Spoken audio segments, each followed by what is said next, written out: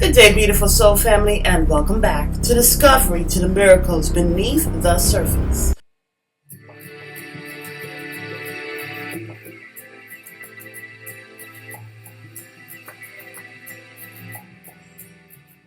All the honor and all the glory and praise goes to our Heavenly Father in Yeshua's name. A beautiful soul family.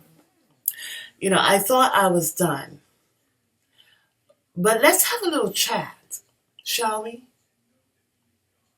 Now, there are going to be a lot of people, pastors and all, who are not going to believe in what I am saying. And you may think I'm an antichrist after this. But let's talk. Really, let's gather the truth and compare them to the lies. Compare them to the doctrination. I myself am called to be a truth seeker. That's one of the things that I am called to do. I'm called to bring forth light, the things that have been lurking in the dark. So, my prior message is about the golden calf. You see, the Israelites were freed from the Egyptian bondage, but they had to purge out the spirit of Egypt, the idolatry, the enslavement, mentality being enslaved, emotionally being enslaved. But there was reasons why they landed up that way. They landed up that way because they forsook our Heavenly Father. And they were led astray by the means of the Balaam doctrine. So when they get on out, and then Moses goes up to the mountain, and he's up there for quite some time because he's issued forth the 10 Commandments, they all of a sudden were feeling irritant.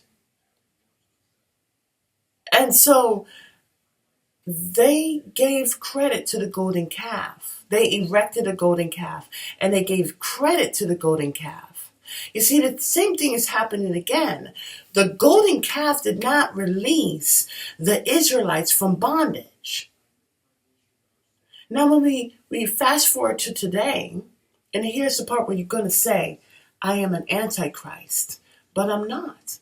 I'm simply here to tell the truth.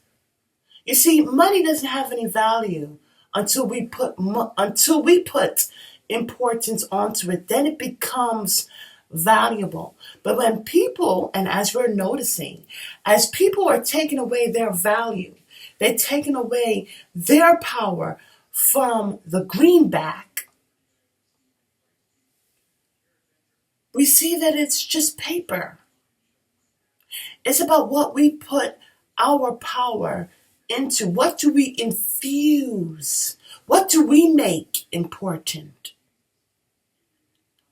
Something could be important to one person, but that same thing may not be important to the other.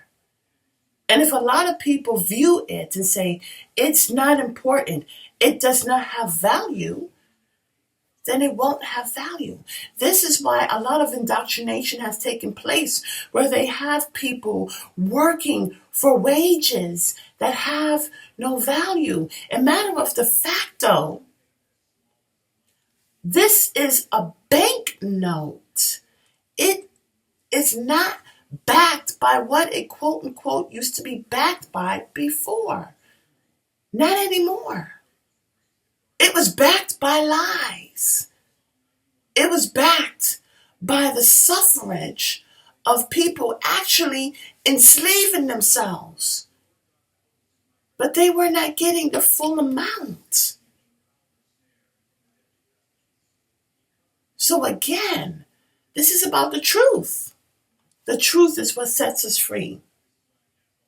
Now, there are those who understand who our King of Kings' name is.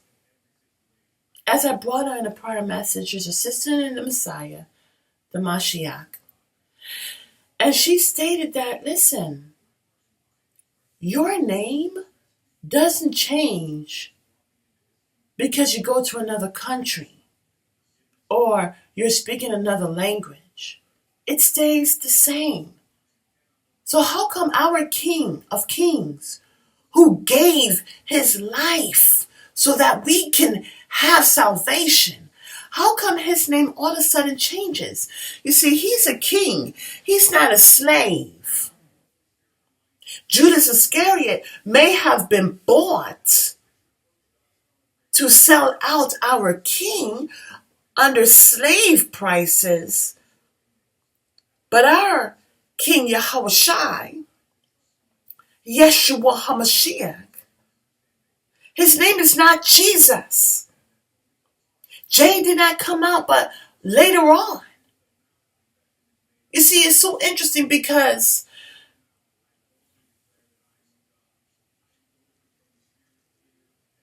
we are empowering a name, but is it his name? You see, Beelzebub cannot cast out Beelzebub because that means a house that is divided will never stand. Correct? So,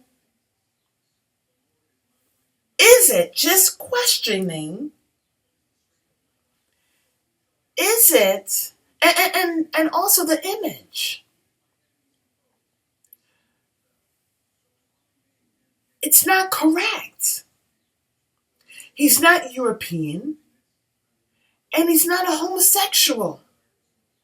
The image that they have of the Messiah is a Caucasian whose image is of a homosexual.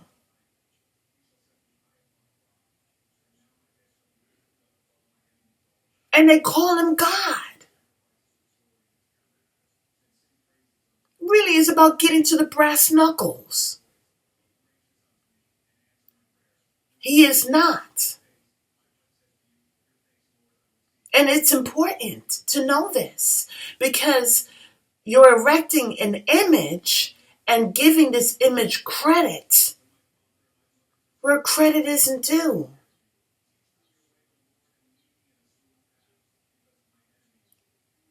And this is important because the truth is what sets us free. So a golden calf has been created, and they're giving credit to the golden calf, which is breaking the second commandment. Thou shalt not make unto thee any graven image or and any likeness of anything.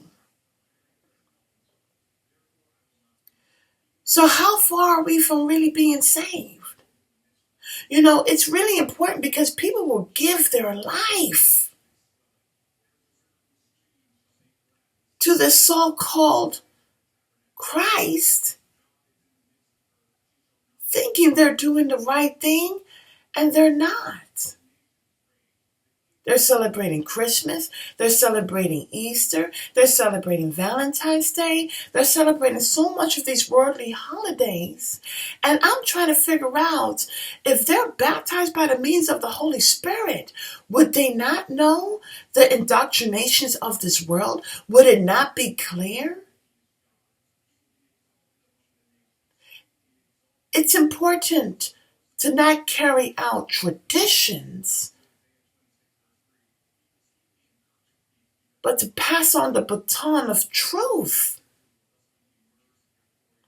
You know, 40 days and 40 nights, our King and Savior, he fasted, was led to the wilderness, and Satan was there, tried him for 3 different times. Different situations. If you are the Son of God, turn these stones into bread. Then he led him to the top part of a temple, told him to throw himself down and test to see if our Heavenly Father will save him. And then the last one. It's so interesting because the sequence is so important. Nowadays, they show the third temptation as the second temptation. Anyways, the last temptation is when Satan said, bow down and worship me. Are people doing that and thinking they're saved?